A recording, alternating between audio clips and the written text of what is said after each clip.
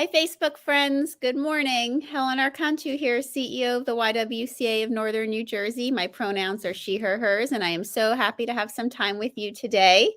For those of you who are YWTV regulars, you know on Thursdays we share the mic now with Black women in our community and share their stories.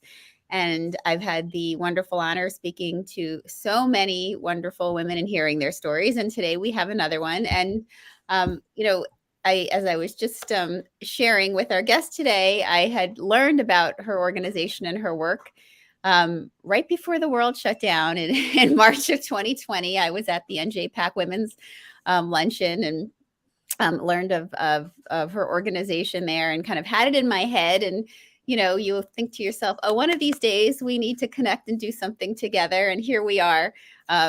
Sometime later, but nonetheless, I always feel like organically things happen when they're supposed to.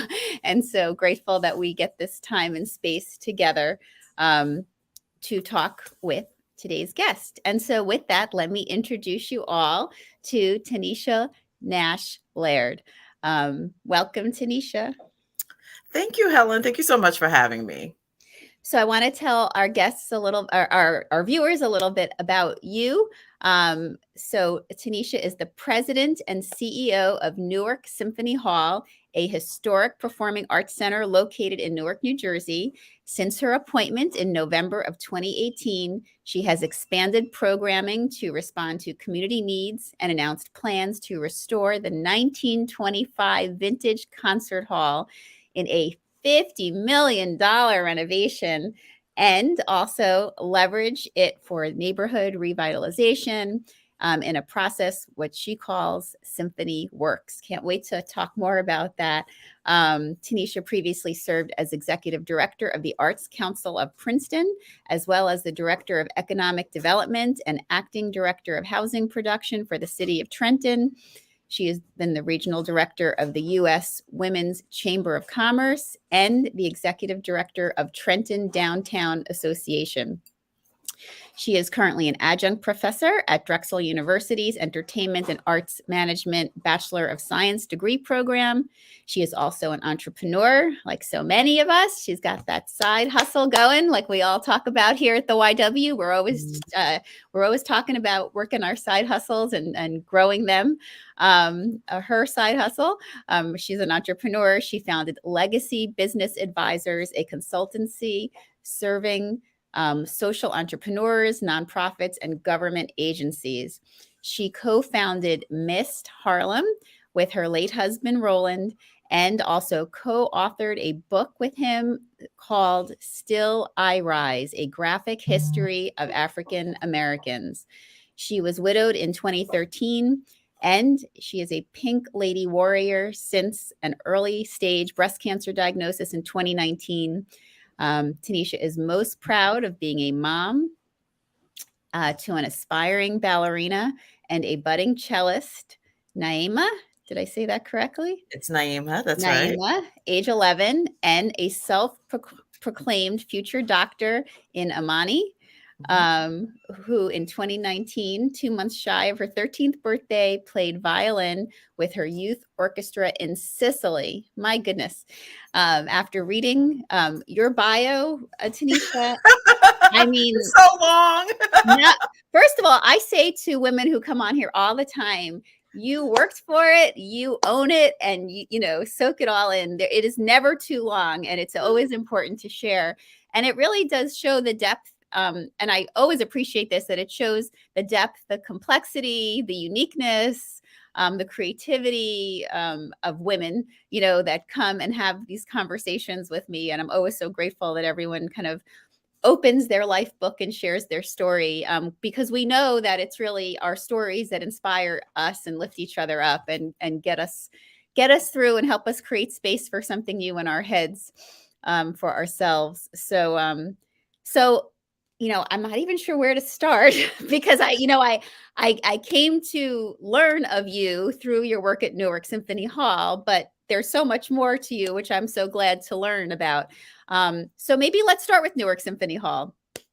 since that's how I first learned of you.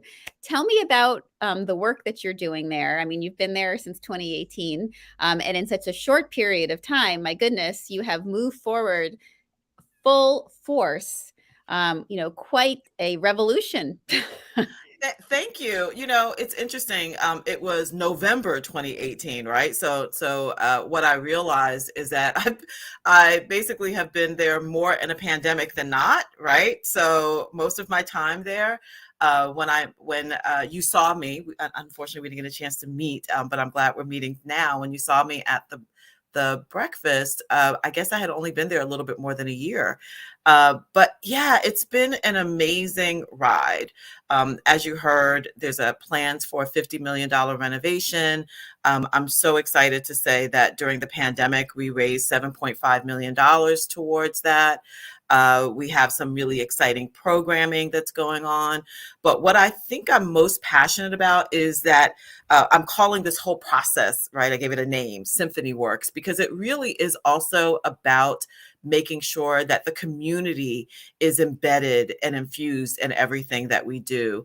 I'm so grateful to be part of an arts ecosystem in Newark that has two other anchor institutions, an NJPAC nonprofit, because there's the Prudential Center, which is it's a commercial entity and of its own. But there's NJPAC, and the ladies there were so generous in inviting me to be a speaker. And there is the Newark Museum of Art, and I've gotten to know that director and CEO, Linda Harrison, over there, who's the first African-American woman to run the Newark Museum of Art. And we recently all got together to be part of a panel to talk about our real estate projects. And NJPAC and the museum have these incredible visions of expanding beyond their current borders and incorporating housing and all that. And when I got up, I said, I'm renovating the building, right? I said, but what I'm excited about is the fact that we're talking about equity as part of that process. That when I found out that the renovation process alone is going to create 50 construction jobs and contracting opportunities for 50 small businesses, I wanted to make sure how we could make sure that the local people are centered in that and what we need to do to make sure that they're ready to take advantage of those opportunities and how transformative that is going to be. When you look at Newark, unfortunately, it is an impoverished community. Nearly 1 out of every 3 people live below the poverty line. And that's significantly higher when you think about the children. And I got to know those numbers because we have youth programming that we now have rebranded as Studio 1020. But I wanted to make sure that we bring the local community over through that process, especially through the workforce development and the economic development. What is not yet in my official bio, so I guess I got to update this, is last year I was voted the state, there's an NAACP for the state of New Jersey, the economic development chair for the state conference. And so that is also very much in aligned with my own values. My mother never made more than minimum wage until the day she died. She had no economic mobility. She worked very hard to make sure that I would. Mhm. And so what I'm looking to do is pay that forward through my work to make sure that everybody that I engage with also has that opportunity to elevate their socioeconomics. There's so many things in there I want to grab at He's out. I and know. take further, but I guess let me start by just kind of talking about the Newark, Symphony Hall project, and then kind of jump into a little bit more of where you took us with the economic development, just because I want to make sure that our viewers know we put the link here to newarksymphonyhall.org. And through that link, you can learn about the great programming that's happening. You can also learn about how to support Symphony Works. There's so many ways that you can get connected. I say this all the time on the show, that all of our organizations that are nonprofits, we survive because of the kindness and support and generosity from all of you out there in the community. There's so many great places that you can invest your dollars, and this is definitely one of them for you to consider. You can really be part of history, and the next the next chapter for this amazing organization that we have that is really a cultural and part of a cultural epicenter for sure, here in our state. But unto its own, is just bringing something into our community that, without it would be such a tremendous whole.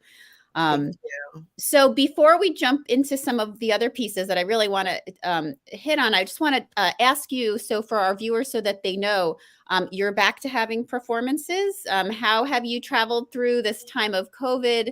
I know everyone kind of went virtual and slowly is kind of coming back. What can those who are interested in getting more connected to your performances and your work, what can they expect there? That is such an incredible question. So, first of all, like you all, we have a repository of virtual programming on our website, but we are actively working to expand our in person programming as well. During COVID, we pivoted to two things immediately. We created an initiative called Embrace Newark. Again, because of the vulnerable community, we were handing out food. So we're doing food distribution.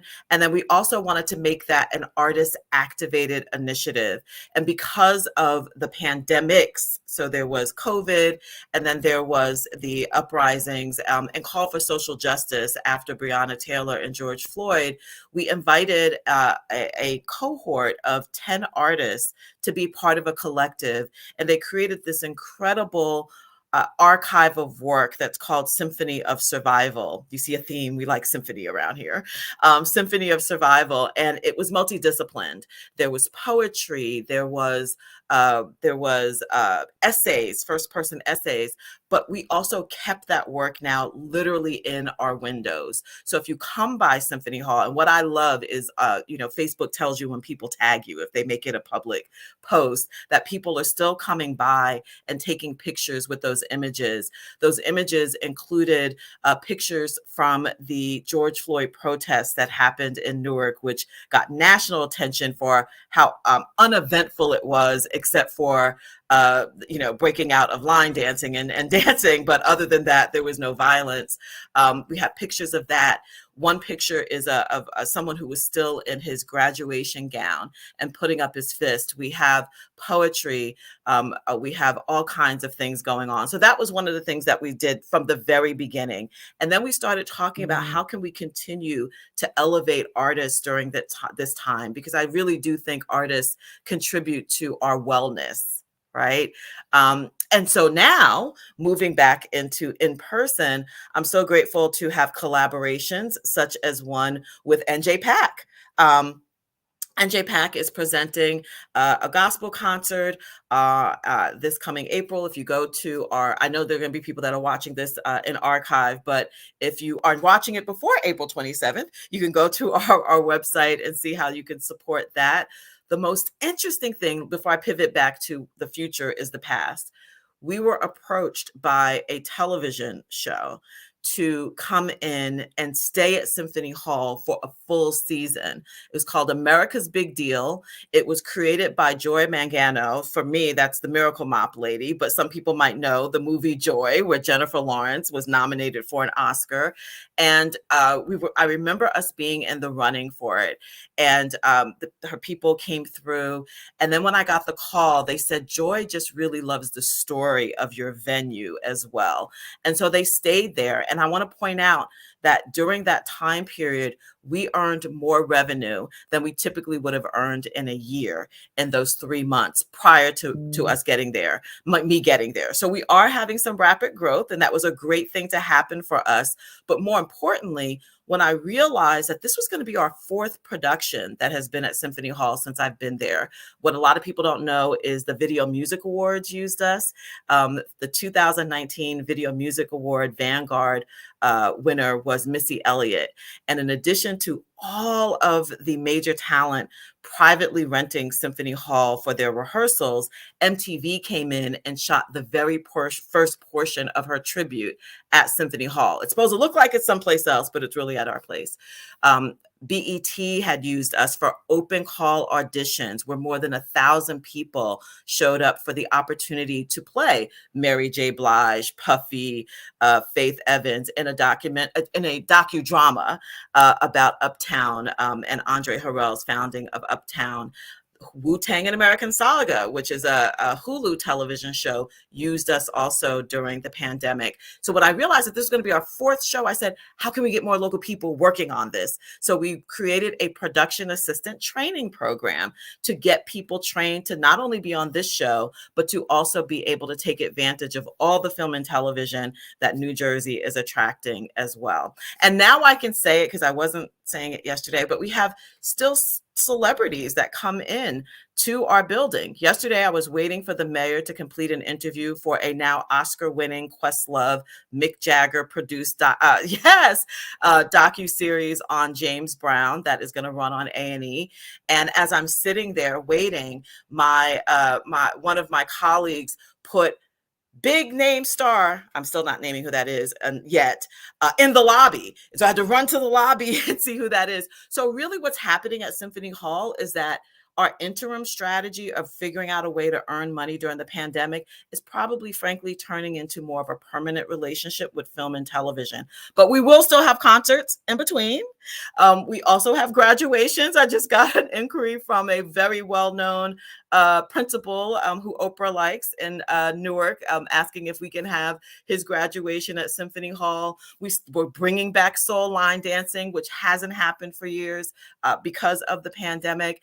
And we're also, you hear it first, but it's a secret because we haven't done our official announcement. We're launching Salsa Night as well.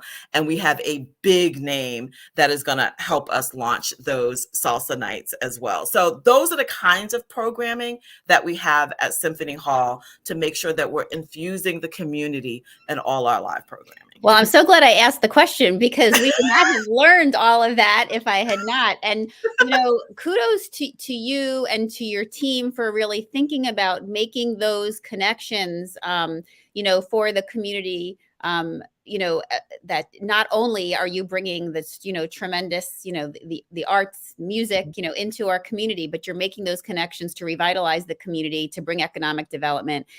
And, and first of all, Questlove, congrats. I mean, that was a great moment for sure. And he's partnering with Mick Jagger on that doc that they're doing at Symphony Hall, No name dropping. That's all. No. But I think it really does just show, and I think that's one of the things that we've really seen over the last few years about how what the great leadership in Newark has really done to really bring Newark back. And with that, as I said, I think it clearly from reading your background and that link of your work history and clearly your commitment and your professional career to economic development and marrying that with your obvious and hearing about your children as well. I mean, obviously your strong roots in the arts, putting those two pieces together and really what you're doing is not only transformational for the arts, but obviously transformational for the community around you. I think you're on mute, Tanisha. Oh. We don't hear you all of a sudden. There you go. Is that my? Yes, I hear you now. You're good. Okay, awesome. I'm so sorry. I had to do it at least one time during the broadcast, right? That's all good. I really came here because of the things that was already happening in Newark and that I saw. I also happened to have, before this, worked in New York City. And one of my biggest concerns was about displacement and gentrification. I know that Mayor Ras Baraka is very passionate about that through his policies, but sometimes they're just things that happen that are beyond the control, no matter how many quote unquote controls you put in. So I wrote a really passionate letter to him, telling him all the things that I planned to do when I became the head of Symphony Hall. And it's funny because he really doesn't have any say, but the city owns the building, right? So our nonprofit manages the building on behalf of the city. And I recently sort of took that letter out and realized that despite the pandemic, we're still doing a lot of the things that I had said I like to do at Symphony Hall. So thank you for the space to be able to tout that. Well, and it's so important. And I'm thinking about, not only that opportunity that you've created, and really keeping those important pieces in focus in terms of bringing, the change into the community, but then also thinking about which, obviously the arts are one of those pieces. And, I'm not only, I'm, saying this too as someone married to a professional musician. So I really strongly, it's a personal belief system and value for our family, Right. about the importance of the arts and, what it does for development. But right now, especially what we've seen in the last, few years also, I mean, and we've known this obviously, historically, it's such an opportunity for social justice, to create a space, for social justice activism, and in a way that that people can, hear it and receive it differently, than, other mediums, that are used. Absolutely. I want to talk about us, and one of the obvious things, and that is I'm a Black woman that runs a venue that's called a Symphony Hall. And so one of the other things that was interesting that happened is the symphony no longer is based at Newark Symphony Hall. The New Jersey Symphony now performs at NJPAC.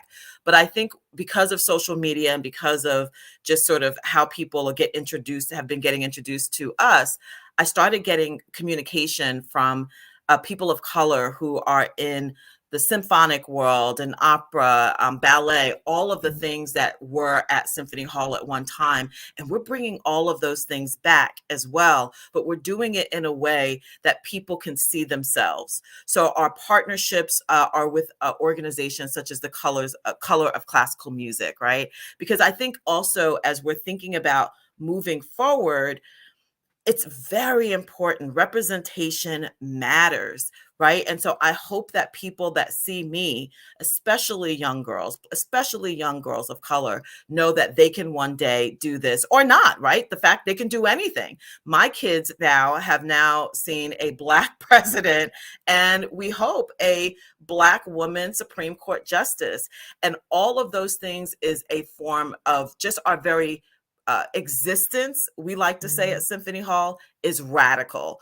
Our staff is Black, Latinx, Asian and Pacific Islander, all diversity in terms of LGBTQ. And I think that is what makes us unique and radical. I think just the fact that we exist and that we're being successful, because a lot of people questioned the fact. There were people who probably questioned, number one, all of the big pronouncements that I made about doing this big renovation, but even all of the things that we said we do during the pandemic. And I'm so proud that I got a call from someone.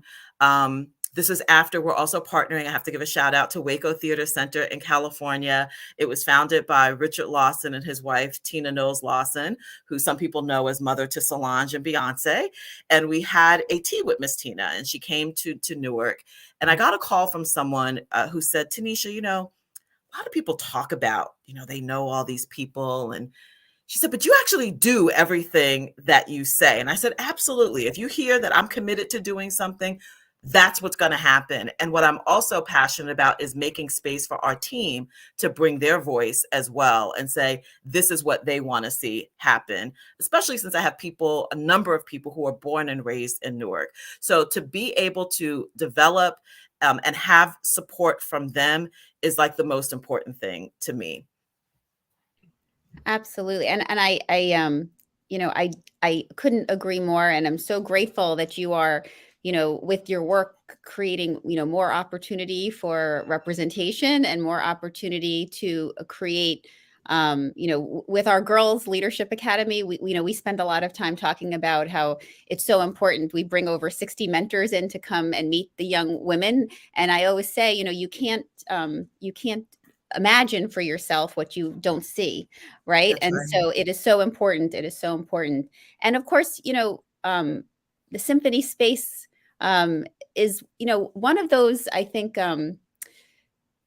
especially when we think about the arts, it's the kind of arts that people really think about as being for like a certain sect of people, right? That it is not for everybody. It is not for everyone. Whether for ethnicity or socioeconomics. Correct. Correct. So can we talk a little bit about that and making, kind of creating that space for everyone?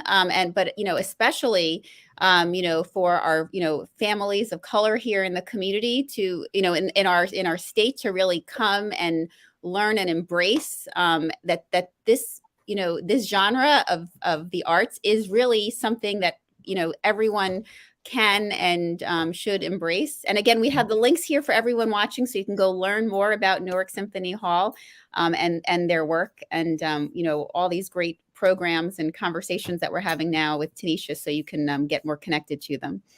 So thank you for that. And now that we're a couple years out, I can reveal something. When you go to newarksymphonyhall.org and you see some children who are playing on our homepage, that's actually my kids' orchestra, right? So my then, I guess, almost 13-year-old said to me, we had this idea of doing a flash mob with the orchestra. And what we ended up doing was shooting a promotional video, which I believe is on our YouTube channel. And maybe I'll have our web person put it on our Facebook as well. And we interviewed all the kids and said, what would it be like to perform here? And understand these are primarily kids of color, right? And just the idea that they could be on the same stage as this famous venue.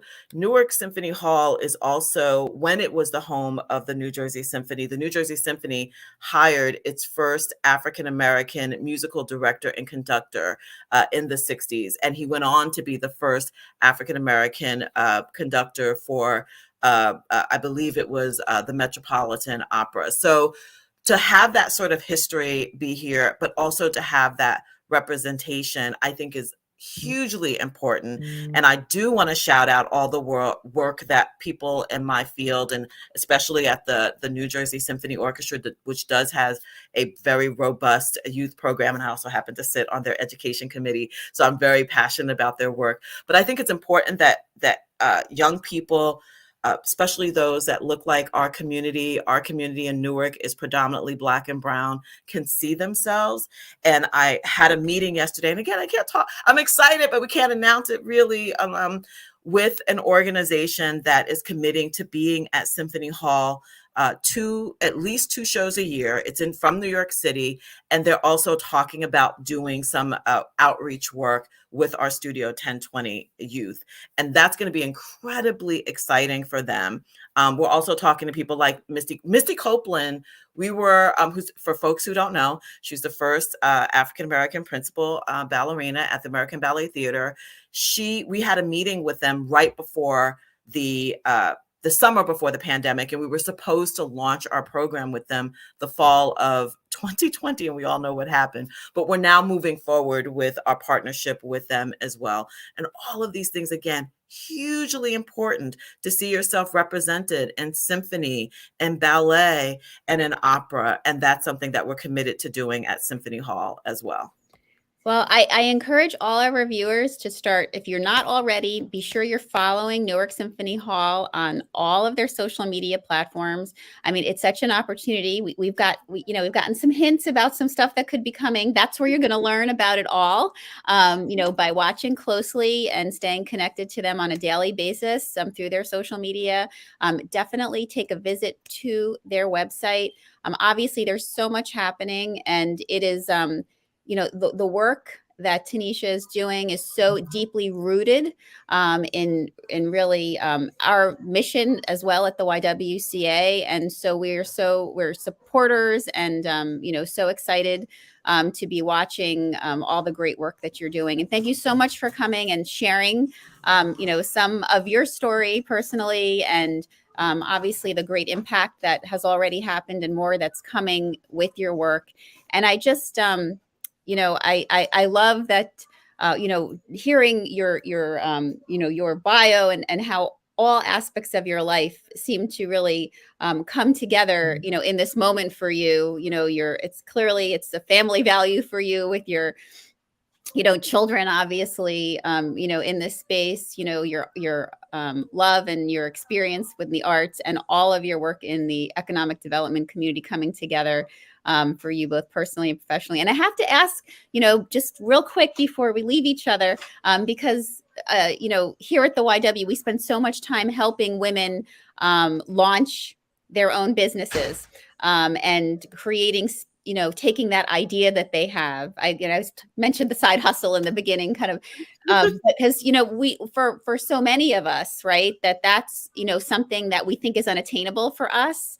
But here you are balancing multiple pieces for yourself of your obviously this tremendous work you're doing in the community with your job, which clearly is much more, it's much so deeply rooted in passion for you. You're a mom, you're connected to so many so many organizations in the community, and you've got your side work there, which is really impactful work also.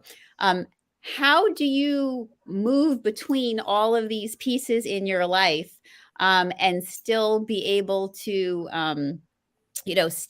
keep growing for yourself and keep giving to all of these different aspects?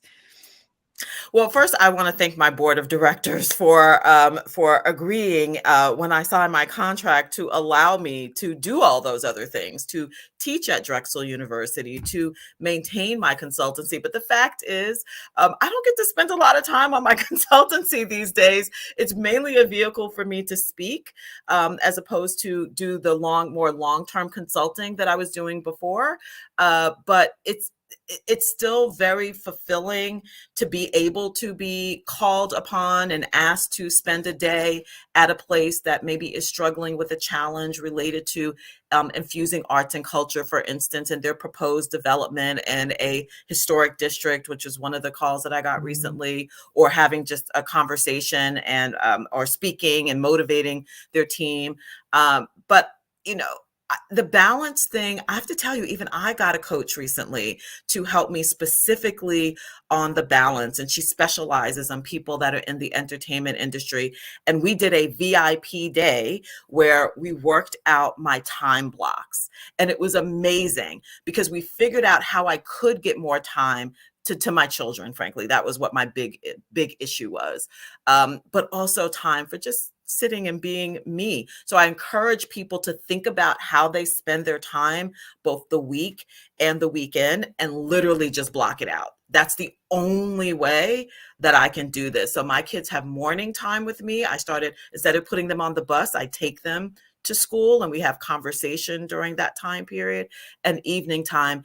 And I'm going to get to spend 10 days with them in Switzerland with their orchestra. So well, that's quality time. Yes. Thank you so much, though, for having me here. It's been an amazing, and I want to pay it forward and tell people who are new to watching this, because maybe I shared it, that they should also support you because of the work that you're doing to support and share the mic on your Thursdays. Thank you. Well, I thank you. And I thank you for sharing that little kind of personal piece about that you too, reach out for support and help managing it all, because so often I think, we see others and they seem like they have it so together. And, the reality of it is we really are all a work in progress. And it's so helpful to know that, to help, us feel a little bit better about maybe the chaos that we might be feeling at the moment, and knowing that, there is, there's hope, for sure, to create, some more order. So thank you. And Tanisha, thank you so much for the work you're doing. And again, my hope is this is the first of many more opportunities for us to be able to connect and, find opportunities to lift each other, our work up of our organizations for sure. And just, I am so grateful, that you can make the time and all the tremendous work you're doing in the community. You're such an inspiration. And, I know you've given me a lot to think about personally for the work that we do in our organization. And I hope for others, I'm sure for others that they're feeling that as well. Thank and you again, so much for having me. For our viewers, again, please, we've got the links here in the comments. Please connect to newarksymphonyhall.org. Check out their website. Go connect with them on social media. And for us, we want you to stay connected as well. We have so many great opportunities coming up. We're on the last day of Women's History Month, so I can't think of a better way to have ended it than with you, Tanisha. Honestly, talk about kind of lifting up, and creating space and vision for young people and for women alike. So thank you for that. For us, April, we kind of launch into it the YW of our Stand Against Racism during the month of April, where we really focus our efforts. There's so much happening over the month, and which culminates on April 25th for us with our Racial Justice Awards, which are happening in Maplewood this year. So we hope that you can join us. We've got wonderful honorees. We just announced our first one, Rona Vega with Parent Matters, who's doing great work for helping youth of color really stay connected to higher education and opportunities, to be able to connect them. So we're so looking forward to honoring her, and stay tuned for who our other honorees are. We'll be revealing them a little bit each day over this month. And so check out our website if you'd like to get tickets for the Racial Justice Awards. Also, we look forward to having you stay connected to us for Sexual Assault Awareness Month, which also happens to be during April. And our Healing Space, our Sexual Violence Resource Center, has many great programs to be able to educate our community who, should learn how to support survivors for sure. And for those of you who are survivors, great opportunities to be able to support you with, of course, what we always have, our 24-hour hotline and our free counseling services for you. So Tanisha, thank you again for your time. For our viewers who joined us today, I always say YWTV is about kind of sharing stories. So something you learned today, please integrate it into a conversation. Tell someone that you talked to today about Newark Symphony Hall. Tell them about something that Tanisha shared that inspired you. This is how we make the connections and share the mic for sure. So be well, everyone. Have a great day. And Tanisha, thank you so much. Bye. Bye-bye, everyone.